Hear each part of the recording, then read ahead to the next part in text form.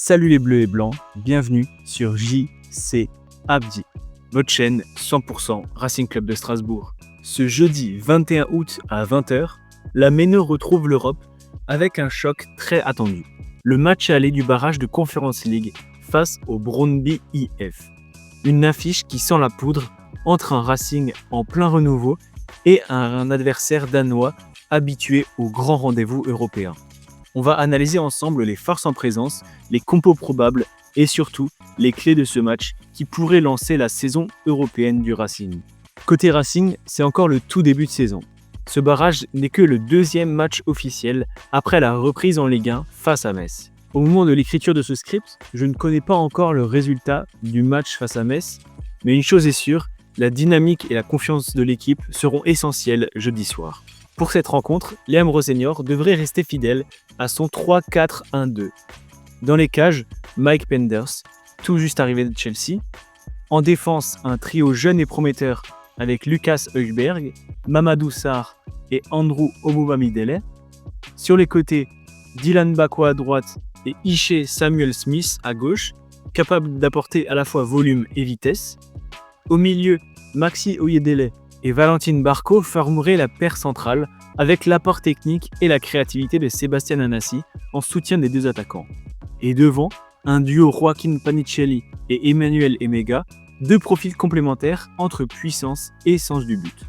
Côté absent, plusieurs noms importants devraient manquer.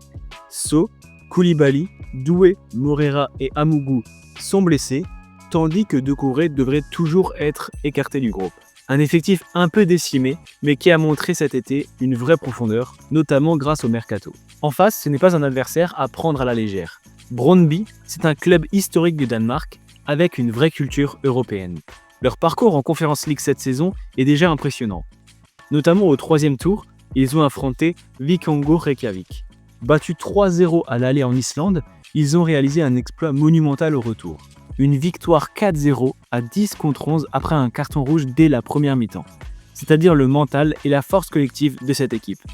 Sur le plan tactique, Brøndby évolue souvent en 5-3-2, avec Patrick Pence dans les buts, en défense, Villadsen et Kollert sur les côtés, Kleibert, Lauritsen et Van Lerberg dans l'axe. Le milieu repose sur l'expérience de Daniel Vass, accompagné par Spearings et le jeune Noah Nartey.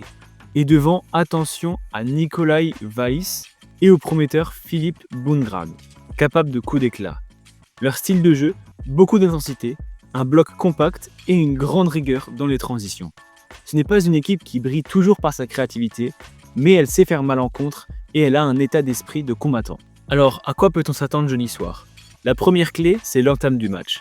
Strasbourg devra imposer son rythme dès le départ pour profiter de l'ambiance de la Méno et ne pas laisser Brøndby s'installer dans son bloc bas.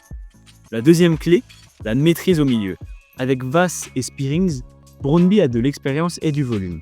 Oyedele et Barco auront un rôle énorme pour contrôler les transitions et alimenter Nanasi.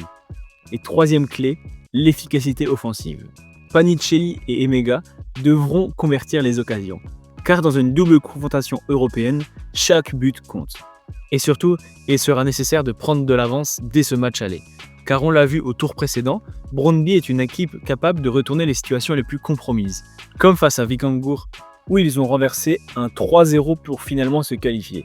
Ne pas tuer le suspense à la Méno pourrait donc être très dangereux avant d'aller au Danemark. Et vous l'aurez compris, ce barrage aller entre Strasbourg et Brøndby s'annonce disputé et intense.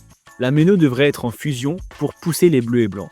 Et il faudra s'appuyer sur cette énergie pour prendre l'avantage avant le retour au Danemark. Et vous, les supporters, qu'attendez-vous de ce match ? Donnez vos pronostics dans les commentaires. Dites-moi qui sera selon vous l'homme clé côté Racing.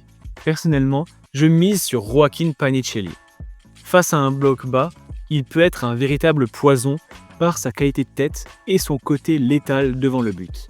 Et n'oubliez pas de liker, de vous abonner à la chaîne et d'activer la cloche pour ne rien manquer de l'actualité du Racing. Et allez Racing!